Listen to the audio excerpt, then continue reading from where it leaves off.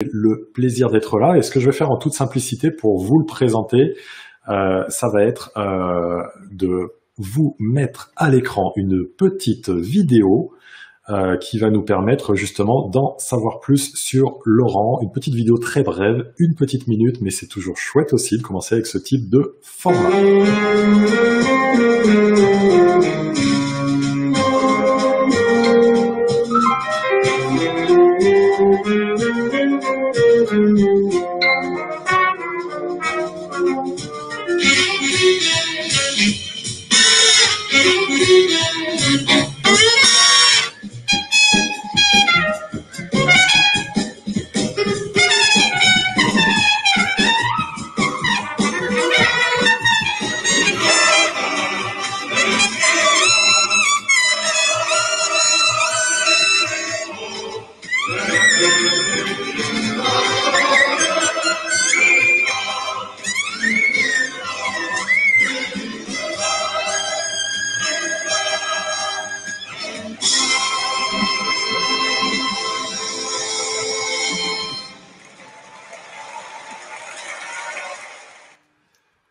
Waouh, waouh, waouh. Ça met vraiment, hop là, ça met vraiment beaucoup d'émotions que de voir ce type de présentation. Je suis vraiment ravi. Alors autant j'étais ravi qu'on ait Max avant, parce que Max c'est vraiment quelqu'un que je considère comme un ami. On se connaît désormais bien et on a beaucoup de valeurs communes. Et là, ce qui est chouette, c'est que je ne vais pas prétendre qu'on soit amis avec Laurent, ce n'est pas le cas. Peut-être pas encore, mais en tout cas, ce qui est très intéressant, c'est qu'on va pouvoir partager avec lui un univers qui est absolument différent de celui que j'aborde habituellement avec le sport de haut niveau. Et je vous invite sans attendre à accueillir chaleureusement Monsieur Laurent Mignard. Bonsoir Laurent. Bonsoir, bonsoir à tous. Très heureux d'être avec vous Nicolas. On n'est pas encore amis, mais je pense que ça ne devrait pas tarder, il n'y a pas de raison. Il n'y a pas de raison. Je suis vraiment ravi de vous avoir parmi nous, d'autant plus que vous êtes là dans le cadre du partenariat avec l'agence de conférenciers, speakers, intervenants Vivavox. On est dans la même agence qui est dirigée de main de maître par quelqu'un d'absolument exceptionnel, Monsieur Fabien Jeanne, et qui a été quelqu'un de très important pour l'organisation de ce sommet. Donc merci à Vivavox et merci à vous Laurent de se joindre à ce programme et surtout de pouvoir partager avec nous votre vision du leadership à travers votre pratique spécifique, éclectique. Vous êtes habitué évidemment à évoluer dans votre univers. Je suis très content de faire découvrir des gens qui ne sont pas connus forcément par mon audience à moi et qui ne sont pas ou peu connus par l'univers du web également. Et certainement que des gens qui vont vous découvrir ce soir vont avoir envie d'aller plus loin et certainement, pourquoi pas, de commander vos conférences. J'en serais ravi. J'en serais vraiment ravi. Puis-je commencer à vous demander de vous présenter un petit peu, Laurent ? Il se trouve que je suis ce qu'on va appeler un musicien atypique. C'est-à-dire que je viens d'une famille d'entrepreneurs. Dans ma famille, on faisait du cidre de père en fils dans un petit village en Seine-et-Marne. Et puis on m'a dit, il faut que tu fasses des études, il faudra que tu reprennes la cidrerie familiale. Alors comme j'étais obéissant, j'ai fait des études. Et puis quand j'ai eu mon bac, on m'a dit, tu vas quand même bien continuer. Alors bon, j'ai fait une maîtrise de gestion à Dauphine. Et puis en parallèle, je jouais de la musique à l'harmonie municipale, à la fanfare. Et puis j'ai découvert le jazz à la fac. Et quand j'ai quitté Dauphine, j'ai travaillé dans la pub pendant quelques années. Et en parallèle, j'étais musicien amateur dans un orchestre de jazz dans les soirées privées des étudiants. Et au bout de quelques années, j'ai décidé d'arrêter tout ça et de faire une carrière de musicien professionnel. Et au bout de quelques années, je suis devenu chef d'orchestre. Mais j'ai gardé le pont et la relation avec le monde de l'entreprise en montant une agence qui s'appelle l'Agence Musicale, qui produit en fait de la musique pour les entreprises et pour la scène. Et plus récemment, j'ai essayé de réaliser la connexion entre mon expérience d'artiste et de chef d'orchestre d'une part, et puis de quelqu'un d'inscrit dans le monde réel, qui est celui du business quand même aussi. Excellent. Et donc ce qui est très intéressant, c'est que votre vision de cette activité de chef d'orchestre consiste à orchestrer les talents, et orchestrer les talents, ou ce que moi j'appelle les stars dans mon univers, des talents et des stars. Dans le milieu de l'entreprise, on en rencontre énormément. Et en fait, ce qui est très intéressant, c'est que dans des endroits de performance où on va beaucoup parler de l'autorité, vous avez une conception du chef d'orchestre et de l'autorité qui est en décalage avec ça. Et j'aime l'idée qu'on aille visiter beaucoup de modèles du leadership. Qu'est-ce qu'il en est de ce sujet du chef d'orchestre et de l'autorité, selon vous, Laurent, de votre pratique? Bon, déjà, un chef d'orchestre ne peut pas user de son autorité. C'est impossible parce que la seule façon qu'il ait pour lui de mener à une représentation réussie, c'est de faire en sorte que les gens puissent jouer et de créer les conditions pour qu'il se passe quelque chose avec le public. En fait, la chose la plus importante qu'il a à faire, c'est de prendre en compte ses solistes et de faire en sorte, non pas qu'ils soient heureux, mais qu'ils soient en harmonie les uns les autres pour que cette harmonie transpire de la scène et descende sur la salle. Et c'est vrai que la notion de... Mais dans le sport, je sais que c'est également pratiqué. Chacun travaille au service de l'autre et tous travaillent pour chacun. Mais le chef d'orchestre, il est le garant de cette harmonie. Mais vous savez, il y a un chef d'orchestre très autoritaire dont on a tous entendu parler, qui est Herbert von Karajan, qui était sans doute l'un des chefs les plus durs avec ses orchestres, spécialiste de la musique allemande. Et même lui, ce musicien très autoritaire, disait « L'art de diriger consiste à savoir abandonner la baguette pour ne pas gêner l'orchestre. » C'est dire à quel point on est dans le « laisser jouer » et non pas dans le « faites ce que je vous dis ». Waouh, excellent, excellent. Et donc, c'est justement cette capacité à comprendre que quand les talents sont tellement à la hauteur et dans l'expression pure de leur talent, votre activité, comme d'ailleurs des entraîneurs sportifs ou des dirigeants, consisterait à se mettre en retrait alors.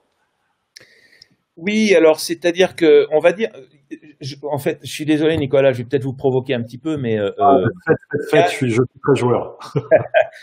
Et pourtant, je suis tellement admiratif de votre parcours. Mais il y a une différence fondamentale quand même entre le sport de haut niveau et la musique de haut niveau. C'est qu'en fait, dans notre discipline, il n'y a rien à gagner.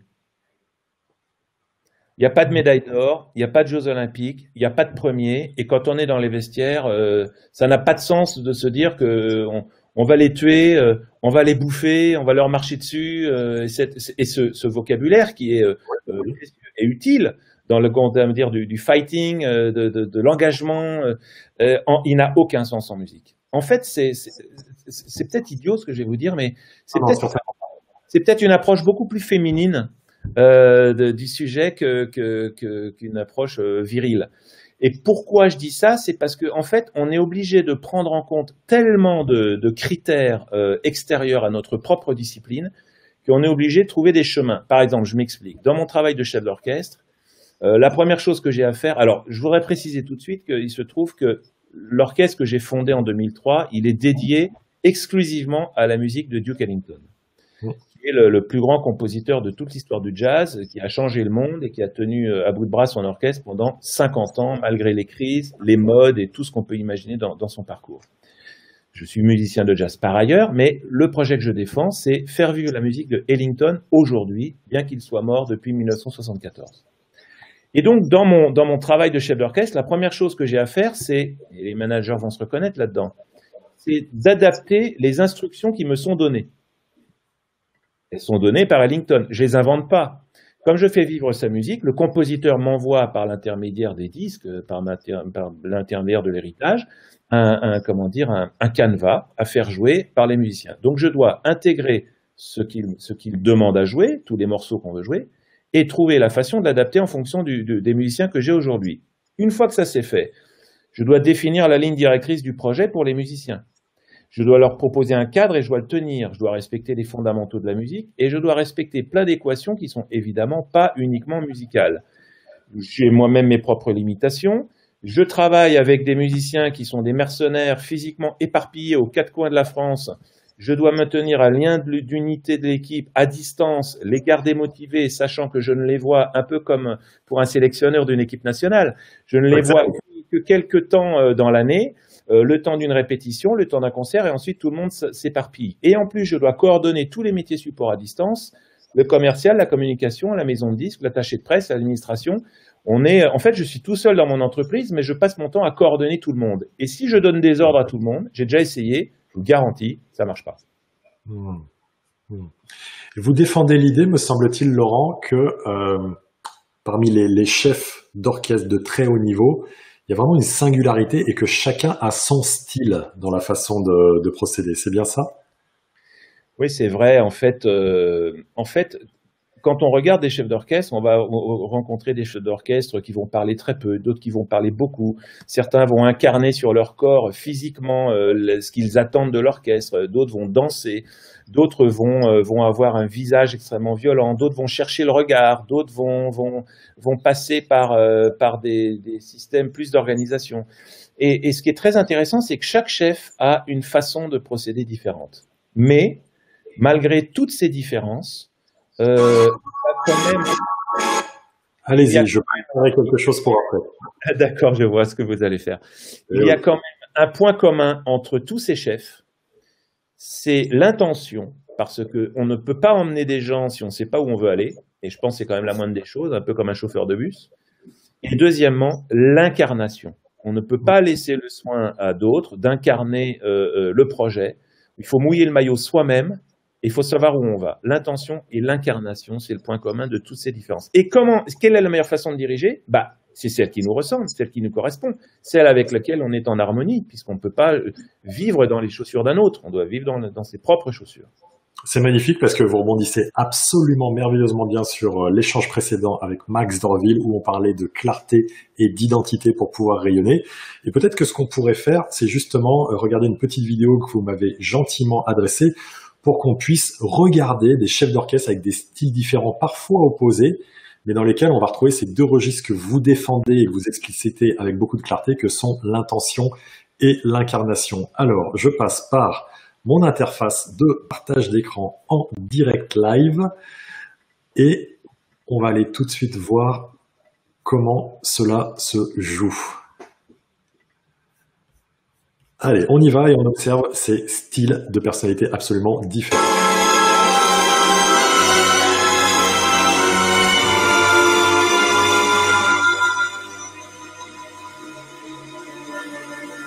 Là, on est dans l'élégance, dans le raffinement. Voilà.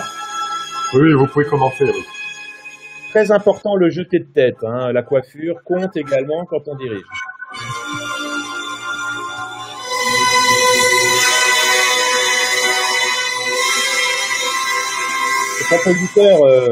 Ce compositeur est russe et dans le métier, on l'appelle l'ogre. L'ogre.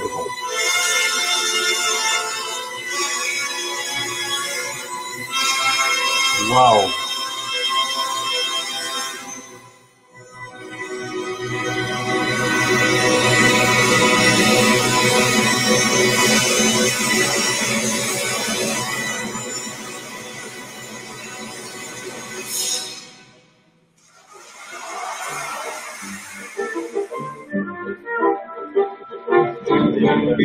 Wow. C'est tellement riche, tellement inspirant.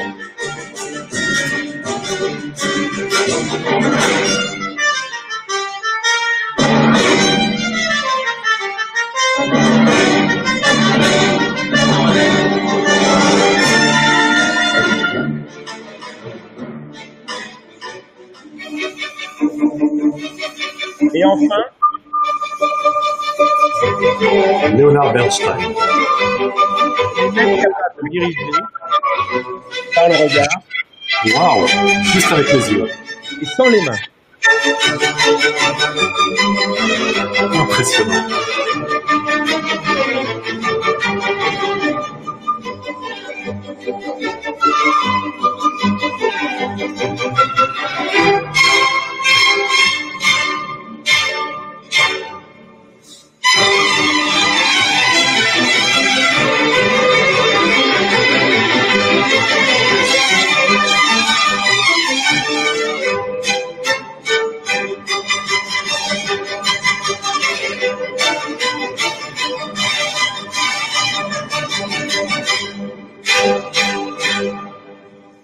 Waouh.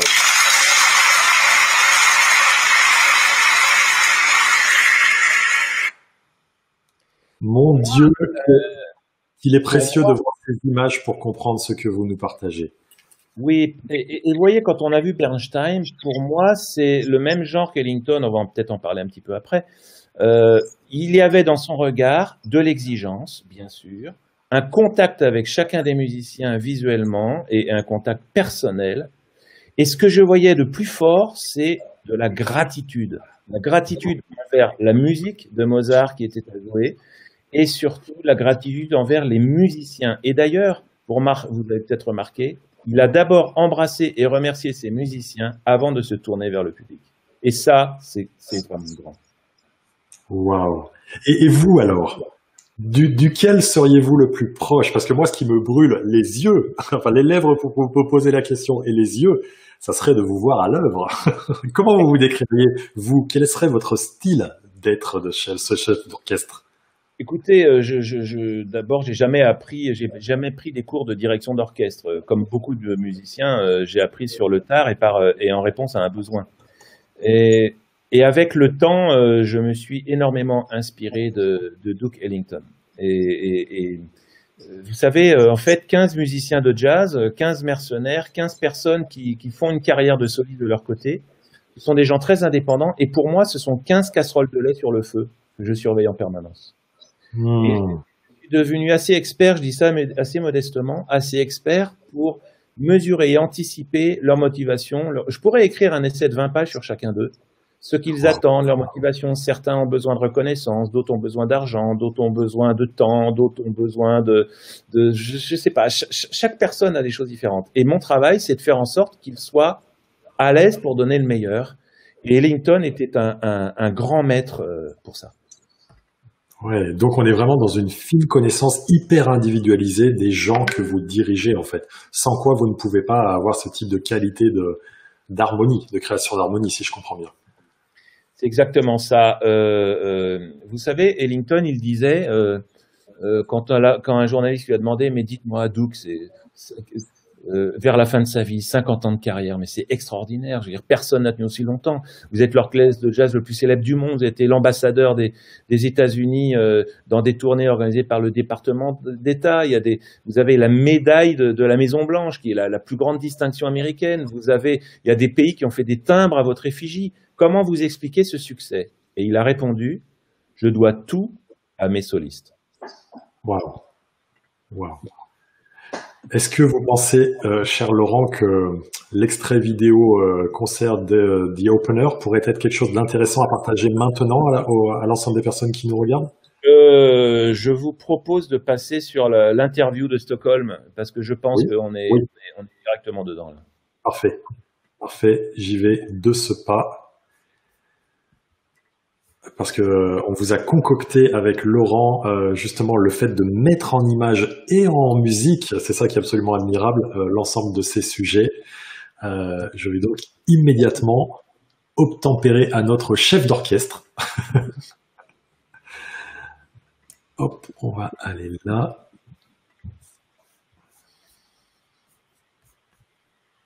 Alors quelques mots avant que ça commence, peut-être si vous voulez bien. Bien volontiers. Nous sommes en 1963. Ellington vient d'arriver à Stockholm pour une interview à la télévision suédoise. Il va présenter sa tournée et évidemment motiver le public à venir voir l'orchestre. Et voici ce qu'il va le dire dans les toutes premières secondes de l'ouverture de son interview. C'est très court, mais 14 secondes. Ouais, ça dit tout. Parfait. Merci beaucoup pour la précision. Good evening, ladies and gentlemen. My name is Duke Ellington. I have a band of musicians who are en route to Sweden at the moment, and all the kids in the band want you to know that we do love you madly. We do love you madly. Commentez ça. C'est la clé de voûte de tout le système d'Ellington. Il y a à la fois une sincérité parce qu'il était comme ça, très tourné vers les autres, mais également il y avait ce sentiment qu'il avait qu'on ne peut pas mener un projet si on ne fait pas preuve d'inclusion. Inclure son équipe, inclure le public. Ça va même très loin parce qu'il ne dit pas « je vous aime à la folie ». Jamais il l'a dit. Nous. Nous vous aimons à la folie. Mais c'est le nous ducal. C'est le nous qui permet de dire « moi en tant que nous » ou l'équipe en tant que nous.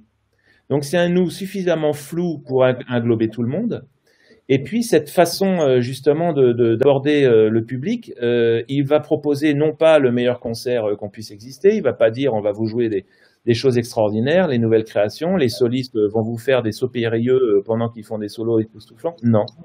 Il va juste promettre qu'on va vivre un moment rare et on va donner de l'amour aux gens. On est sur la sphère émotionnelle. Et il a compris, comme beaucoup d'artistes, que la vraie clé, ce qui va marquer au fer rouge les gens avec lesquels on travaille, c'est tout ce qui touche à la sphère émotionnelle, c'est tout ce qui touche à l'amour, à la relation, et non pas à l'objectif rationnel. Ça n'a aucun intérêt. D'ailleurs, je dis souvent, dans les séminaires, il m'arrive de voir des objectifs présentés par des comités de direction en disant à des commerciaux, bon voilà, l'année prochain objectif, on va augmenter notre ratio de 1,47%. Mais c'est quoi 1,47% par rapport à l'engagement de quelqu'un? Est-ce que je vais travailler 1,47% fois plus? Ça n'a pas de sens. Très juste. Vous comprenez? Donc en fait, on est dans l'engagement et en fait, c'est à la fin du match qu'on verra quel a été notre résultat. Mais on va pas se dire, par exemple, dans les vestiaires, bon, écoute, on va tout faire pour gagner par un but d'écart. Mais c'est quoi cet objectif? Ça n'a pas de sens. Donc on promet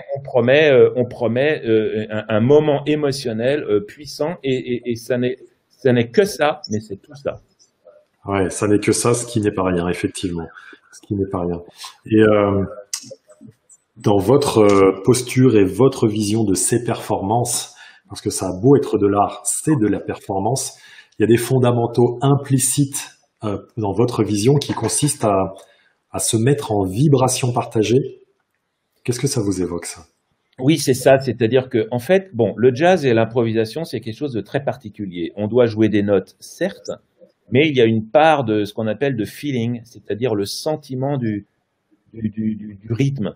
Alors, en anglais, on appelle ça le groove, c'est-à-dire le sillon. C'est un endroit où tout le monde va se mettre et on va avoir un ressenti rythmique qui va faire que on va commenter en disant ça bouge, ça balance, ça bounce. Ça swing, bref, on a tous vécu ça. Tout d'un coup, les pieds bougent, on ne sait pas pourquoi.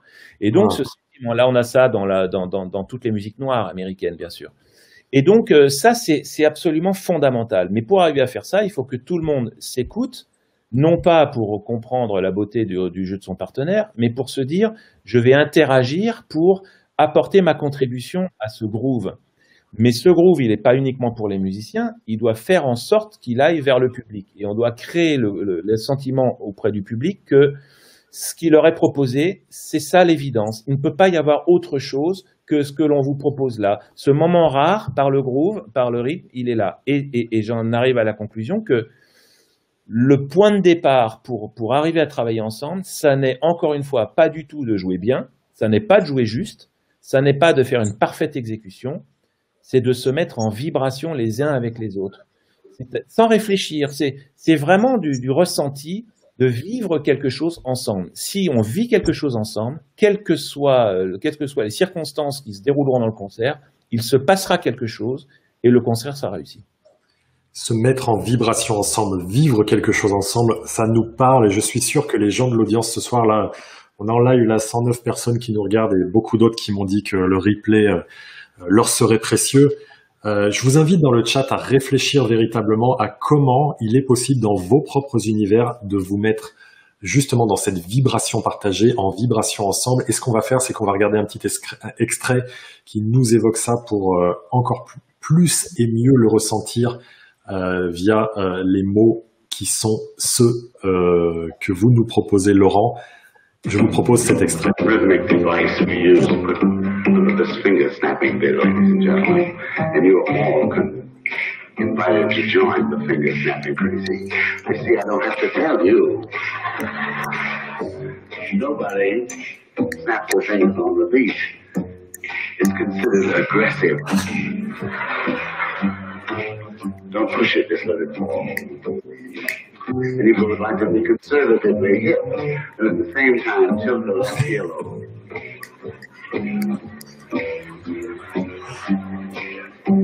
Establish a state of nonchalance. And if you would like to be respectably cool, then tilt the left earlobe on the beat and snap the finger on the after beat there. Ah oui. And you really don't care. And so by routining one's finger snapping and choreographing one's halo tilting, one discovers that one can become as cool as one wishes to be. With that, we certainly want to thank you for the wonderful way you've inspired us and remind you that you are very beautiful, very sweet, very gracious, very generous, and we do love you madly. Thank you.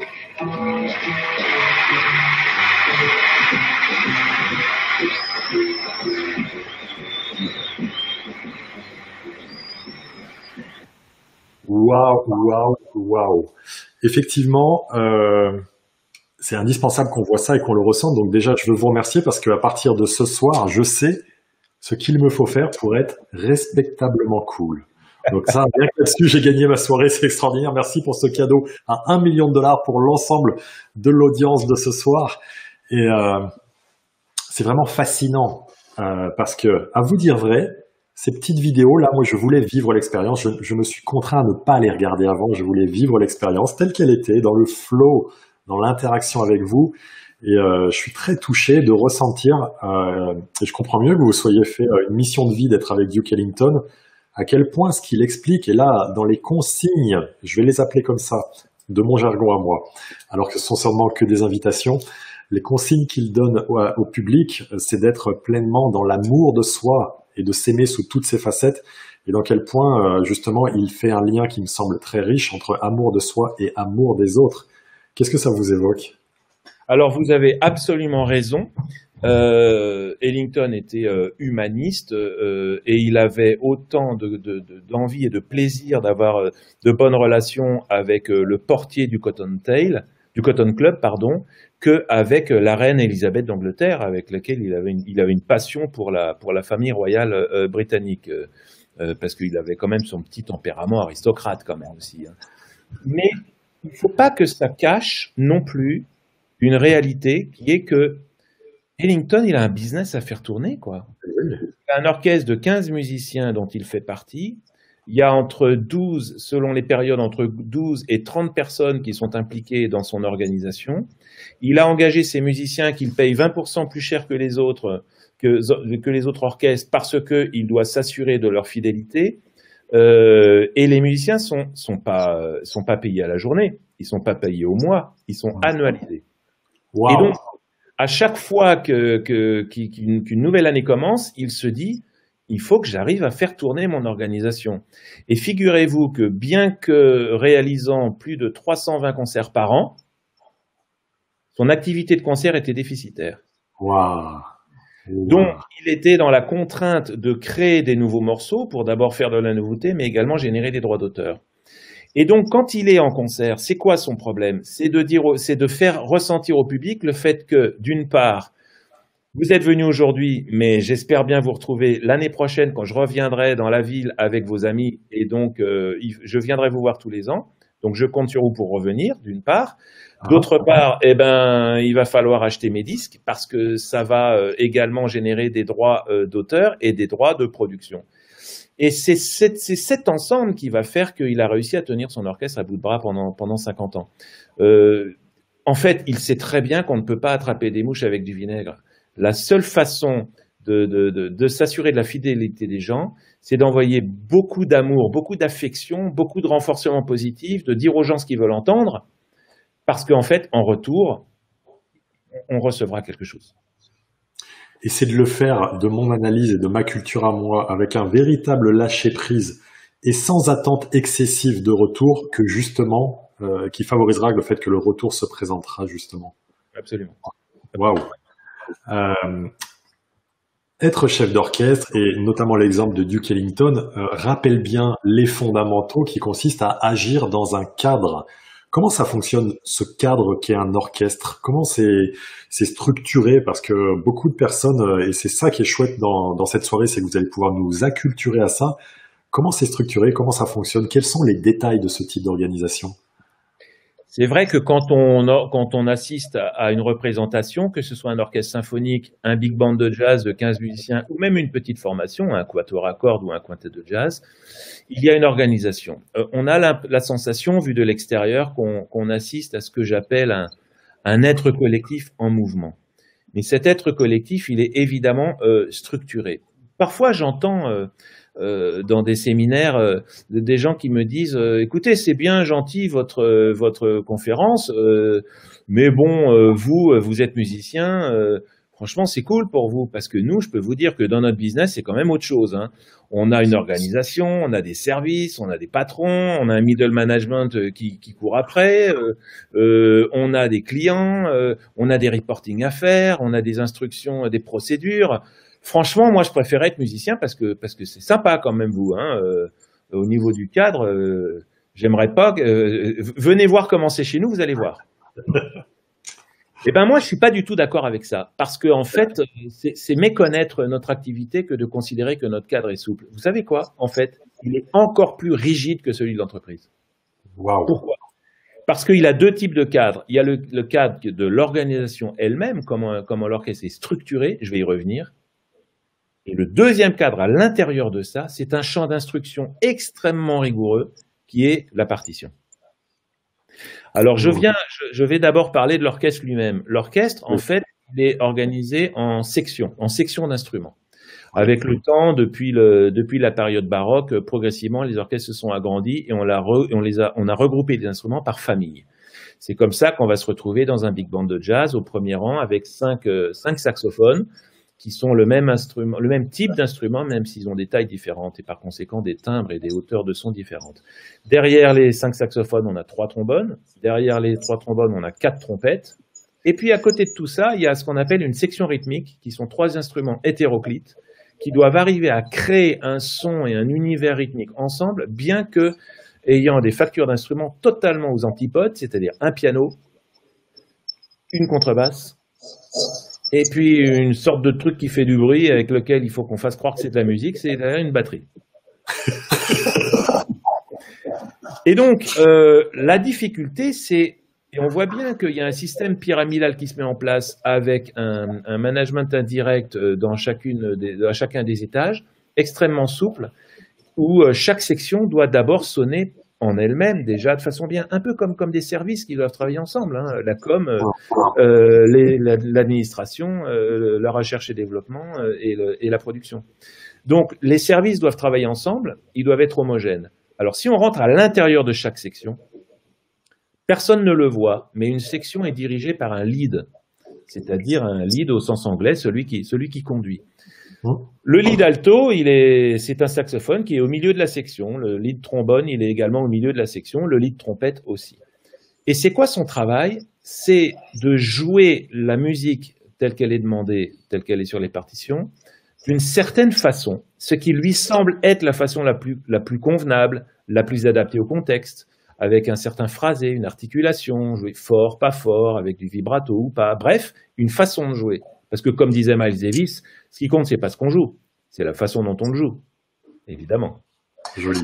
Et ce lead-là, il me fait souvent penser à un leader d'escadrille d'avions de chasse ou de la patrouille de France. C'est celui qui va ouvrir la voie, qui va donner la direction, et les autres qui sont autour, les 4 saxophones par rapport au lead alto, ou les 2 autres trombones, ou les 3 autres trompettes, doivent coller au plus près du leader pour renforcer son intention et donner du poids à cette sorte de flèche musicale, si tu veux, qui est envoyée. Dès lors que tout le monde est vraiment connecté auprès de son lead, on a un poids, on a une masse, on a une mélodie qui est jouée à plusieurs, où on a l'impression de n'entendre qu'un seul, sauf que c'est un seul et multiple. Le chef d'orchestre, la plupart du temps, ne va certainement pas parler à tous les musiciens. S'il a quelque chose à dire, il va éventuellement demander au lead. Est-ce que, tiens, vous pouvez faire un peu plus de crescendo à cet endroit-là, plus d'attaque, etc. Mais rarement, il donne les choses. La plupart du temps, il laisse le lead suggérer des choses et il débriefe éventuellement sur ce qu'il a entendu. C'est très rare que les chefs d'orchestre disent au lead ce qu'il doit faire. Et pourquoi? Parce que le chef d'orchestre, c'est bien connu, c'est le moins bon musicien de tous. Donc, il ne va quand même pas prétendre dire aux gens comment ils doivent jouer du saxophone, de la trompette ou du trombone.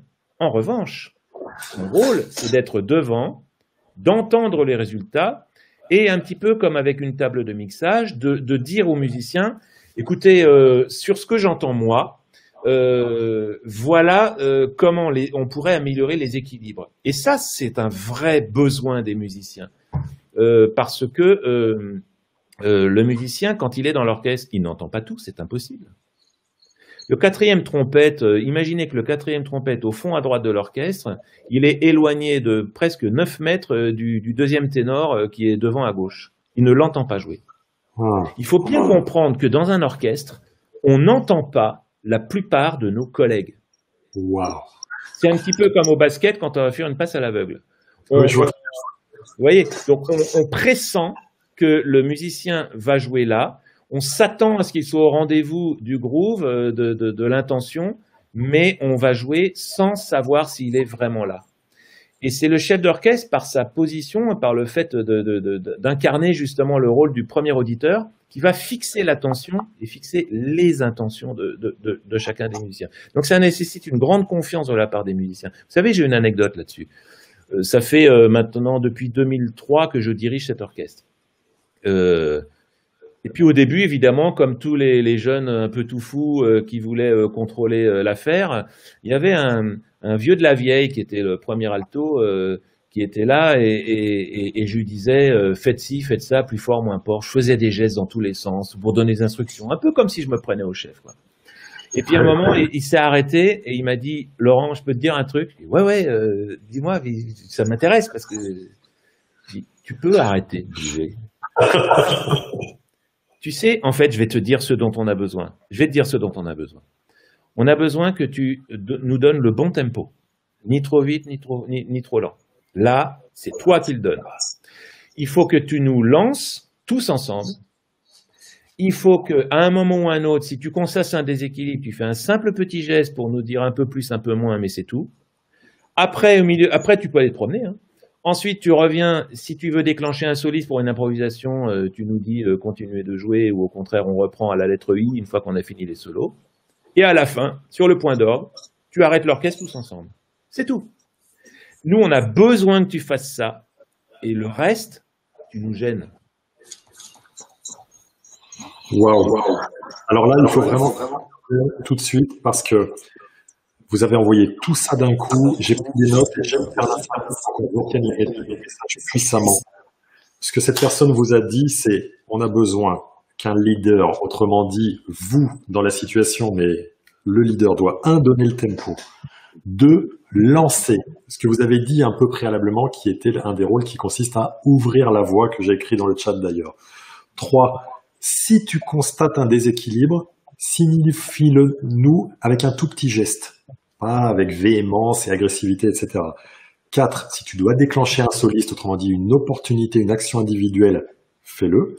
Et tu dois nous arrêter tous ensemble. Et en fait, ces 5 points que vous venez de donner là, je les trouve mais tellement puissants dans le leadership d'un groupe tel qu'il soit. Et je vous remercie vraiment, vraiment, vraiment pour ces clés parce que c'est tellement riche en plus de ça que ça vienne d'un endroit, comme on l'a précisé tout à l'heure, qui certes, comme l'orchestre de Duke Ellington et donc le vôtre, a besoin d'être un centre de profit, c'est-à-dire de vivre de son activité, mais qui n'est pas orienté compétitivité, performance, tel que vous le disiez tout à l'heure.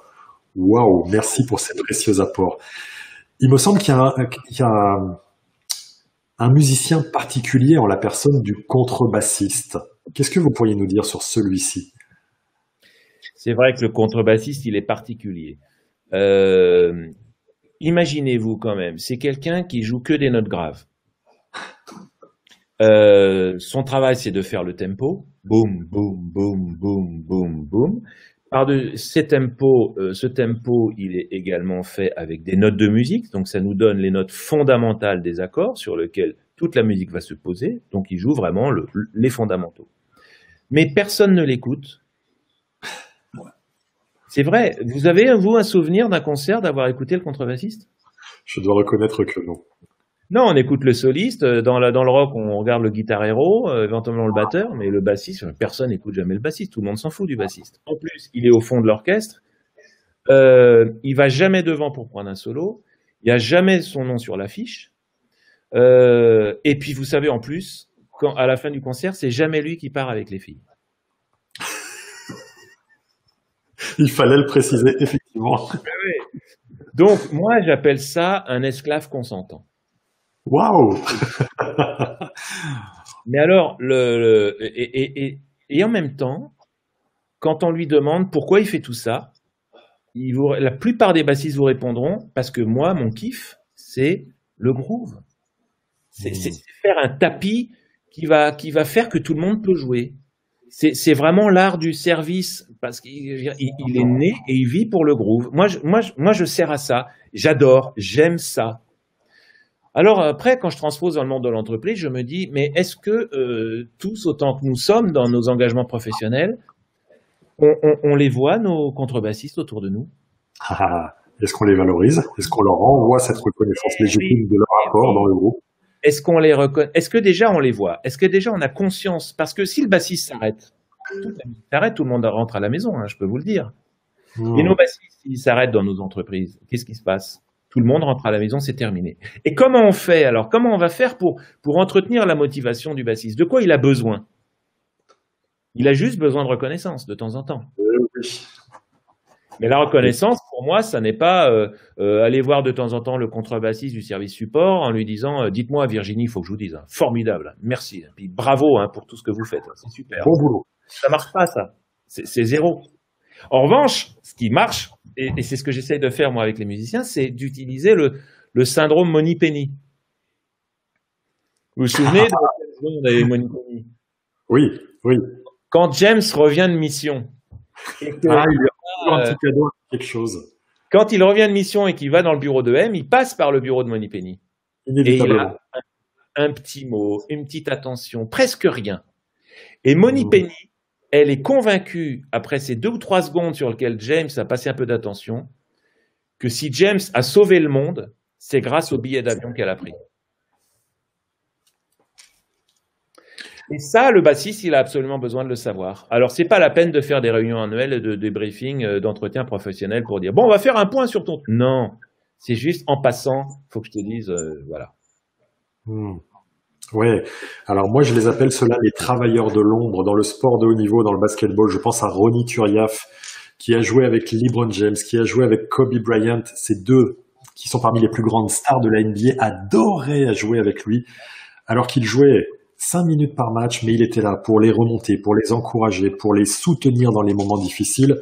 Et c'est vrai que dans le monde de l'entreprise, tout ce qui est fonction support, je pense au service comptabilité, au rôle administratif, aux fonctions SI, qui sont peu valorisées comparativement au commerce à la vente ou à la production, elles correspondent à ce que vous dites, à savoir si elles ne sont plus là, ces fonctions-là, l'entreprise s'arrête. Et c'est vraiment très très important effectivement de leur apporter cette valeur à travers quelque chose de sincère. À travers quelque chose de sincère et non pas superficiel, effectivement. C'est vrai, mais vous savez, Nicolas, vous avez tout à fait raison sur les services administratifs, mais il ne faut pas oublier, moi j'inclus dedans également tous les gens de la production, les gens du terrain, les grouillots, les gars qui sont à la base, les gens qui ne sont pas payés très cher et qui font le boulot des fois dans le vent, dans la neige, qui sont dehors et qui… Oh, c'est dur des fois la vie des gens, quoi. Et parfois, on les observe par le prisme d'un tableau Excel. Attention, quoi. Les gens sont précieux. Les gens sont précieux. Ouais, et le premier confinement, parce que maintenant on est obligé d'accoler premier avant confinement qu'on a pu connaître, a remis en évidence l'importance, certes, des personnels soignants, mais l'importance de ces caissières dans les supermarchés pendant qu'on osait à peine sortir de chez nous, l'importance des éboueurs et de toutes ces personnes. Et en l'occurrence, ça a bien été un des bénéfices de cette situation dramatique par côté qu'on a pu vivre. C'est vrai. La notion de la partition, c'est quelque chose nécessairement d'essentiel. Vous l'avez juste cité tout à l'heure. Qu'est-ce qu'on pourrait dire sur la partition? Est-ce que vous pensez que ça peut être pertinent que je propose une petite vidéo à ce sujet à nos…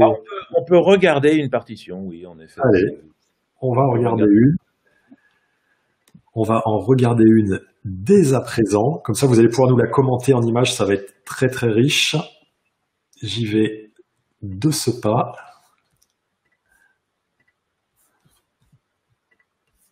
Allez, je mets le fichier en route. Alors, évidemment, c'est écrit petit, bon, on voit pas grand-chose, mais pour vous résumer, ça, c'est la partition qui est à disposition du chef d'orchestre.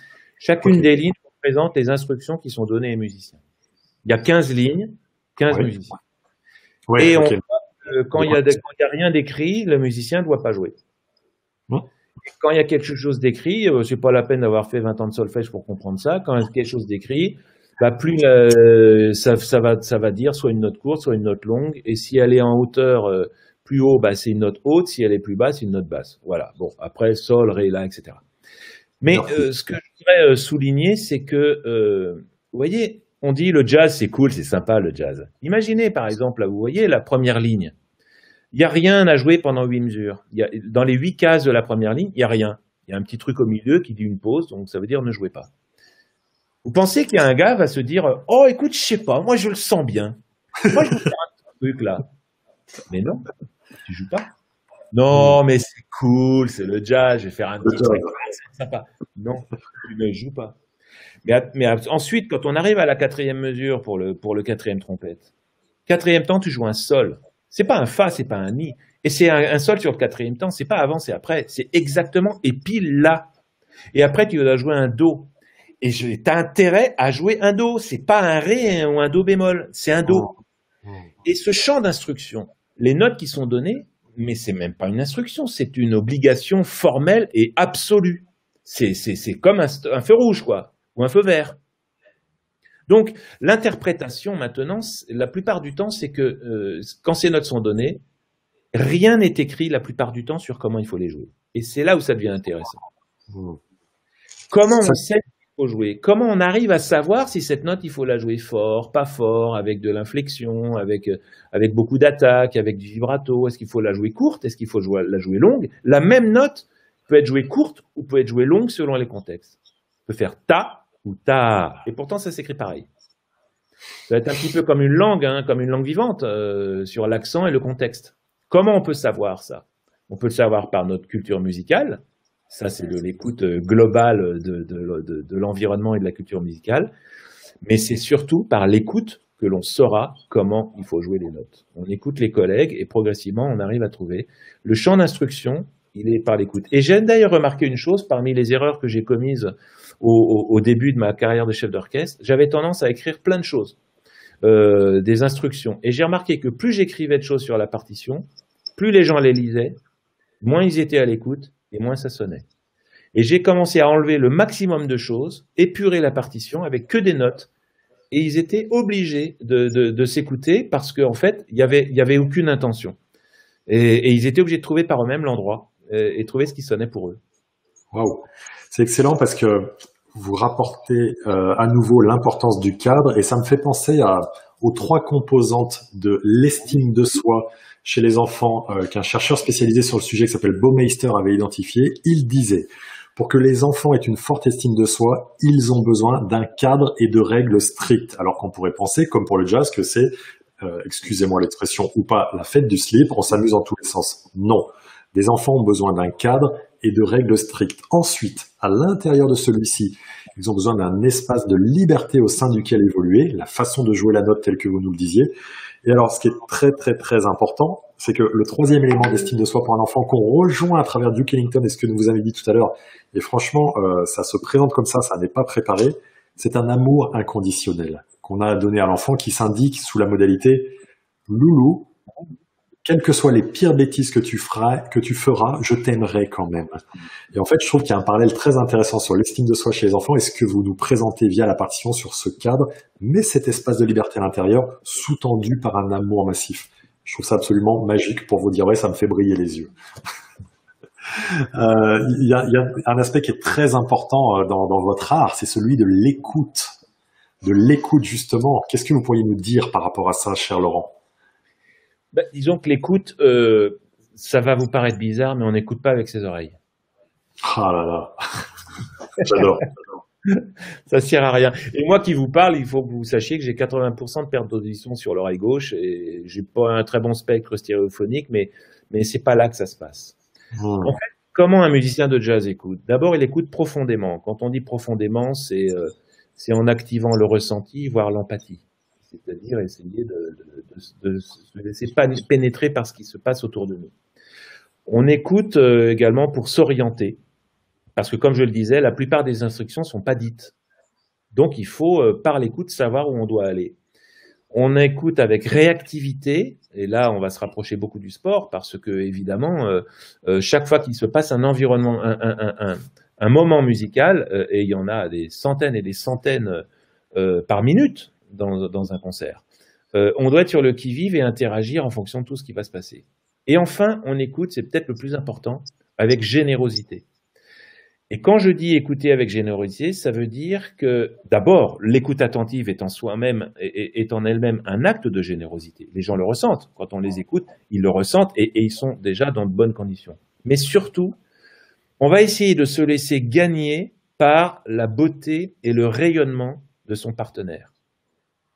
Il ne s'agit pas de se dire « Oh, dis donc, quel changeait de jouer avec ce gars-là, franchement, il est formidable, vraiment. » Et puis, non, on est musicien, on n'est pas auditeur, sinon on serait dans la salle. Donc, on ne va pas se regarder jouer. Je sais, Nicolas, que ça vous parle quand je dis se regarder jouer. Oui, oui, c'est vrai. On ne va pas se regarder jouer. En revanche, on va se concentrer, et ça c'est sans doute le plus important, sur les qualités extraordinaires du musicien avec lequel on joue, et on va accorder aucune attention, aucune importance, on va relever aucune de ses faiblesses, de ses manques ou de ses erreurs. C'est même plus du pardon, c'est au-delà de l'amour en fait, c'est la seule chose qui m'intéresse, c'est construire avec la magnificence de chacun des musiciens.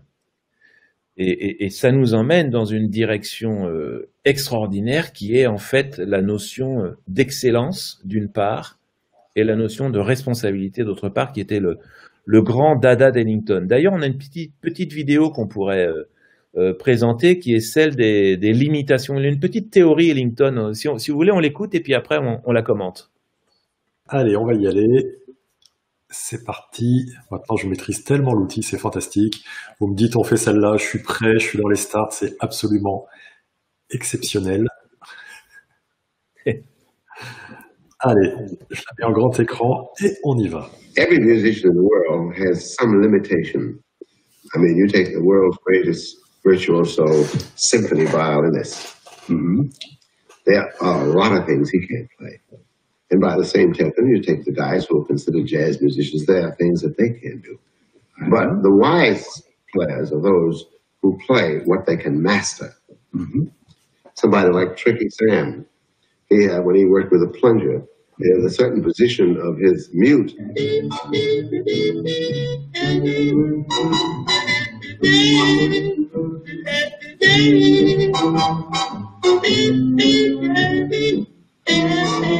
There were only 7 notes that were very effective. 7. And this presents a little problem. Then you combine them with somebody else's limitations, and naturally you become an inventor. Every musician. Alors là, si vous voulez, je fais un petit commentaire parce qu'il y a beaucoup de choses qui ont été dites.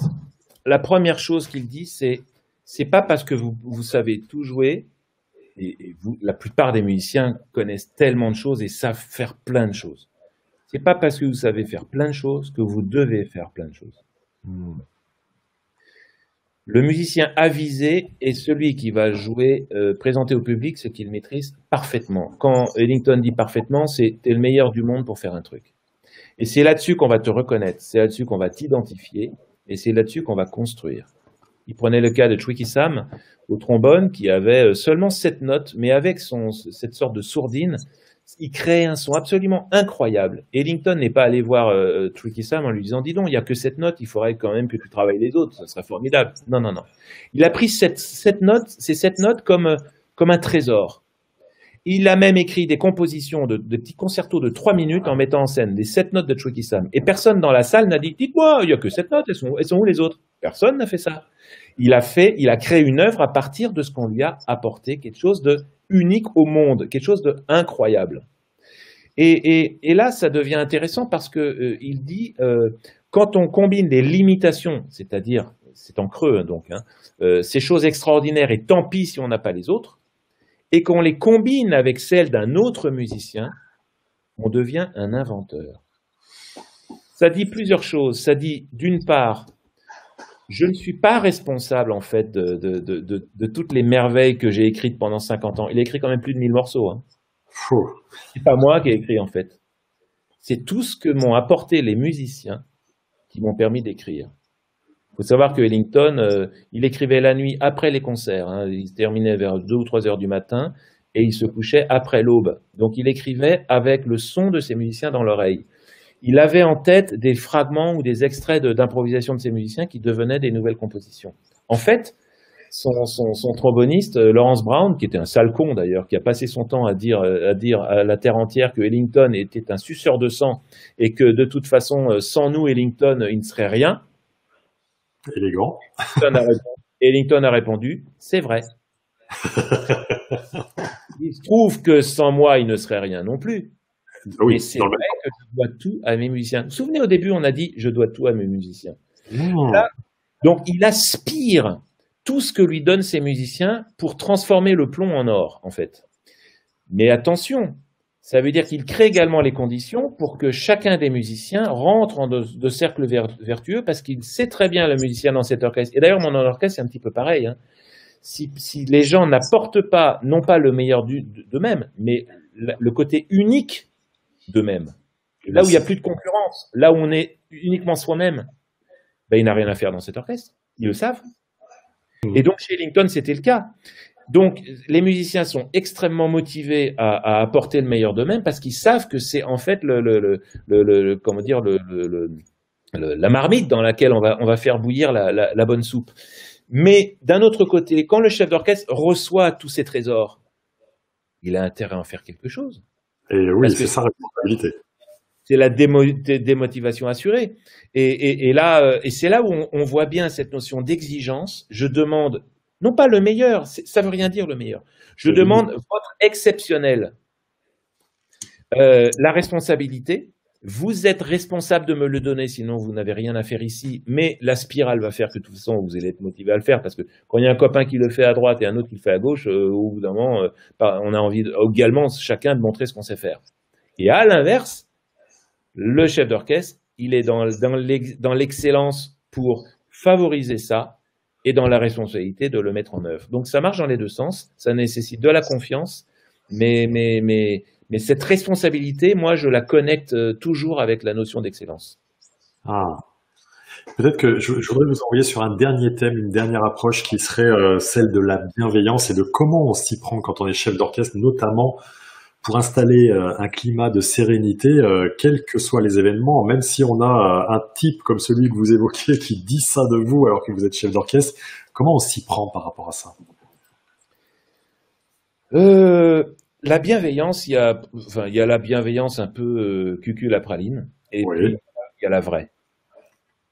La bienveillance cucul la praline, c'est je te fais croire que je t'écoute. Écoutez, franchement, Nicolas, vous avez une bonne expérience du nombre de séminaires que vous avez faits.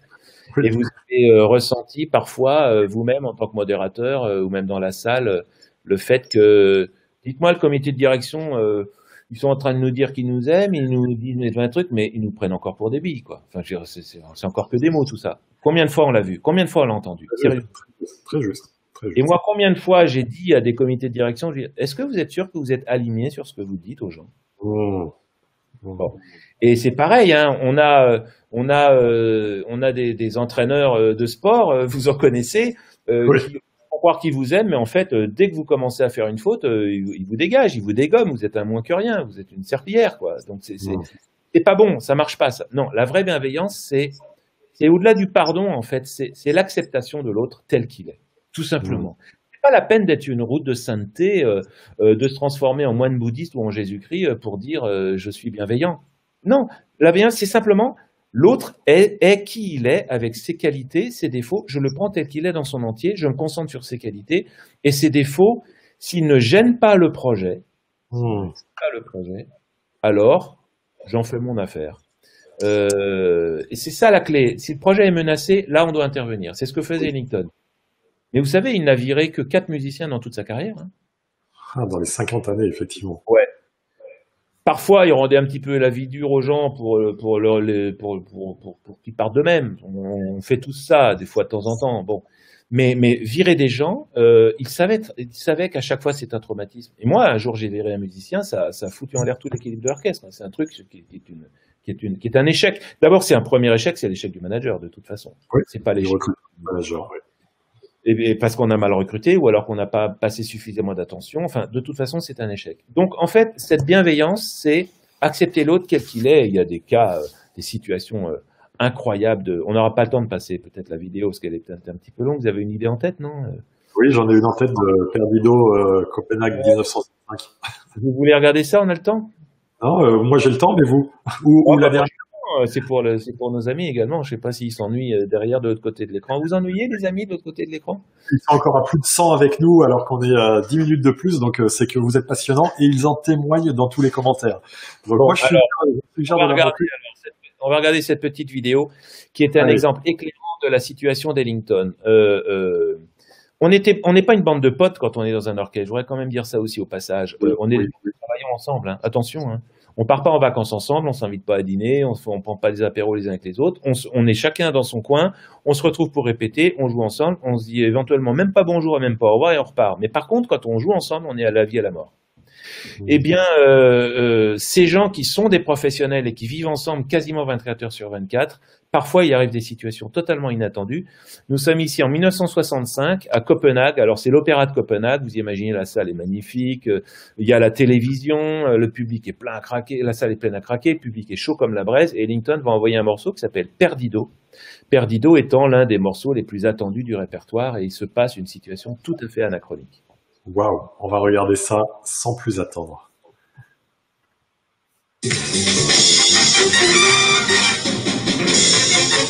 Oh!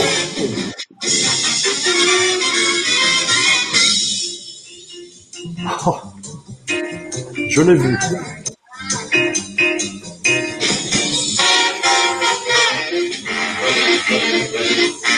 Oh.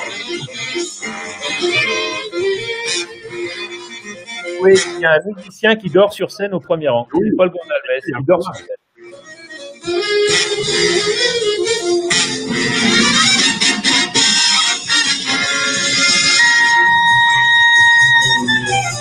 Alors,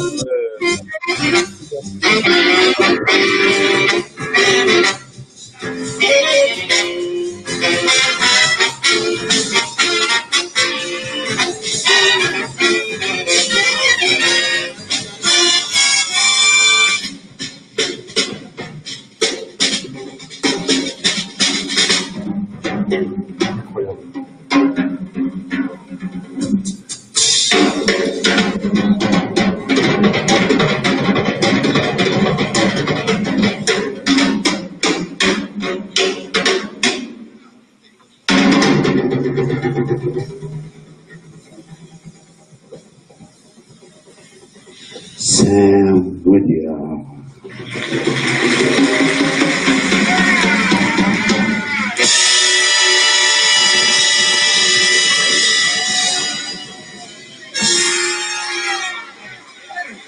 Wow. Sam Woodyard.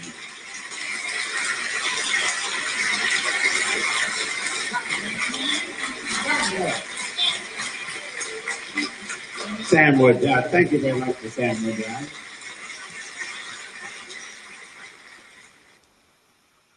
Mon Dieu, ça aurait été dommage qu'on ne le voit pas. Alors, c'est une situation quand même assez cocasse. Donc, Paul Gonzalez est le soliste vedette, l'un des solistes vedettes de Ellington. C'est vraiment, les gens venaient pour Paul Gonzalez. Bon, ils venaient aussi pour Johnny Hodges, le premier alto, Sam Woodyard, le batteur, mais ils adoraient le jeu de Paul Gonzalez. Et Paul Gonzalez, donc, dort sur scène depuis déjà 2 morceaux. Et il dort encore sur Perdido. Pendant tout le morceau, il dort avec son saxophone dans la bouche et posé sur ses genoux. Et au milieu, il doit prendre un solo. Et c'est Jim Hamilton qui, après avoir fait un solo de clarinette, va ne pas aller au micro, cette fois-ci exceptionnellement, et va rester à sa place, en jouant assis. Il va jouer un solo tout à fait banal, sans grand intérêt. Et dès qu'il a terminé de remplacer son collègue, il va remettre le nez dans la partition et se remettre au boulot pour finir le morceau. Pendant tout le solo de batterie, pendant tous les autres solistes, Paul continue de dormir. Et à la fin, Ellington, donc, va présenter le morceau et va faire comme si de rien n'était.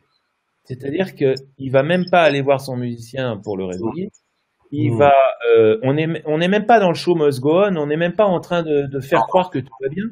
On est dans, tiens, Paul dort, et alors? C'est intéressant parce que moi j'ai entendu dans certaines conférences des gens du public qui me disaient ouais, mais si on était à la place d'Ellington, on pourrait dire n'applaudissez pas trop fort pour éviter de réveiller Paul. ou au contraire, merci de là où il est, Paul vous fait savoir qu'il vous aime à la folie, ou des choses comme ça, faire un petit peu d'humour. Mais Oui. le plus important que moi je retiens de ça, c'est que pour Ellington, d'abord, il va certainement pas faire il va pas fliquer et il va pas faire preuve d'autorité devant le public, bien entendu, et envers son musicien, premièrement. Deuxièmement, il a tellement confiance dans son équipe qu'il sait qu'à un moment ou à un autre, bah, les gens vont régler ça entre eux. Enfin, c'est leur histoire, c'est leur problème.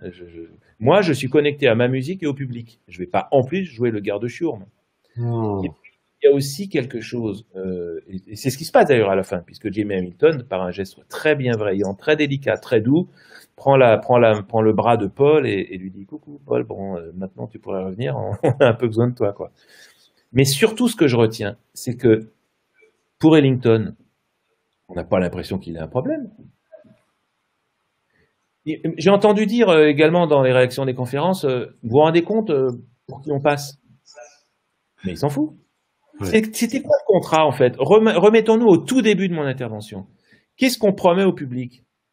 On promet pas une perfection, on promet de vivre un moment. C'était quoi là le contrat? On devait jouer Perdido? On a joué Perdido. On l'a joué. Est-ce qu'on a mis le feu? Bah oui, on a mis le feu. Est-ce que le public est content? Oui, il est content. Certes, on l'a joué à 14 et pas à 15, mais et alors? Et en fait, parfois, il se produit des choses qui sont pas des choses que l'on attendait, mais la dérive par rapport à ce qui n'était pas attendu peut être tout à fait convenable, et c'est pas parce on ne fait pas ce qu'on a prévu que c'est forcément mauvais, en fait. Et puis, demain, ça sera un autre concert encore différent. Et vous savez, un journaliste avait demandé à Ellington, mais dites-moi, c'est pas possible, ce Paul Gonsalves, là, qui est un alcoolique notoire, qui dort sur scène, il est pas fiable. Comment vous pouvez garder ces gars-là? Franchement, dites, c'est pas à votre hauteur. Il a répondu, oui, c'est vrai. Il dort sur scène. Mais si vous saviez ce qu'il est capable de faire quand il est réveillé. C'est tellement un témoignage de l'âme de Duke Ellington que vous nous faites découvrir ce soir. C'est tellement exceptionnel d'entendre ça. Laurent, je suis tellement ravi que vous ayez pu partager grâce à Vivavox avec nous ce soir tout ce qui vous fait vibrer, votre passion à travers ces angles autour du leadership.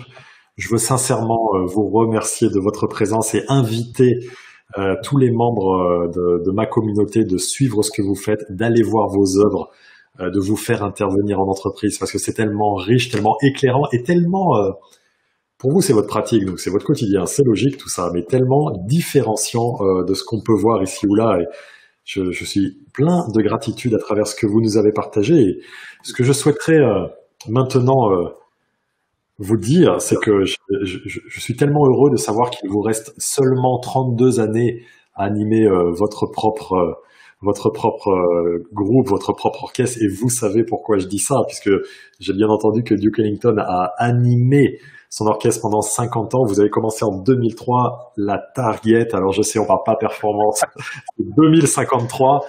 Et vous vous sentez capable de faire ça? Vous le visez? Vous y réfléchissez ou pas? Non, j'y pense pas, mais par contre, j'ai une petite pensée pour un grand chef d'orchestre qui nous a quittés il y a pas longtemps, qui est Claude Bolling, qui était un grand admirateur de Duke. Et Duke, d'ailleurs, est le seul qui a cité Claude Bolling dans son autobiographie. Claude a mené un orchestre magnifique. C'était une autre époque. On partage pas forcément tout de son esthétique, mais quand même, c'était un grand monsieur. Alors, bon, moi, je décerne un César d'honneur pour des gens comme Claude Bolling ou Michel Legrand, qui avait lui aussi un grand orchestre. Donc, je reste très humble, mais c'est pas sur la durée que ça se passe, c'est sur l'envie. Ouais, et si l'envie est là pendant 50 ans, tant mieux. Si elle ne l'est pas, tant mieux aussi. Tout sera parfait par rapport à ça. Merci beaucoup Laurent, on va pouvoir continuer dès demain avec un autre conférencier Vivavox en la présence de Franck Pierrot, ex-commandant du GIGN, qui va nous parler du pouvoir de l'engagement. On va donc pour le coup passer, on va avoir un grand écart entre vous ce soir et lui demain autour de sa vision du leadership et plus particulièrement de l'engagement. On enchaînera avec Yannick Alain, qui est un expert francophone sur le domaine de l'influence de la vente éthique autour de sa personnalité de gentillesse. Je veux vous remercier Je ne savais pas à quoi m'attendre. J'avais des attentes élevées et vous avez été encore au-dessus. Donc, merci beaucoup pour ce que vous nous avez apporté. Merci également à tout notre auditoire qui, ce soir, a pu vivre l'excellence de ce que vous nous avez fait vivre.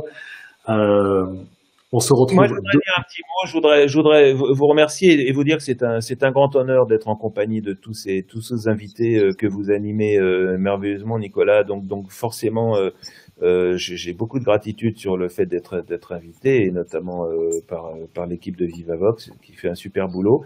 Et je suis en train de regarder pendant qu'on parle les petits messages de tous nos auditeurs, nos amis, et je trouve ça très touchant. Donc merci à tous pour tous les petits mots. C'est très sympa et je prends le temps de les regarder. Très agréable. Merci à tous et à bientôt. Merci à tous. Très bonne soirée. On continue sur le sommet Leader Time. Et Laurent, j'aurai plaisir à compter maintenant de vous suivre et je vais me fixer un objectif et un engagement dès ce soir. C'est de venir assister à minima à l'une de vos œuvres parce que ça va m'ouvrir sur un champ des possibles extraordinaire. Merci de votre générosité, de votre culture, de votre passion. Très bonne soirée et à tout l'auditoire, je vous dis avec grand plaisir, on se retrouve demain. Portez-vous bien, reposez-vous bien pour une nouvelle soirée dédiée au leadership.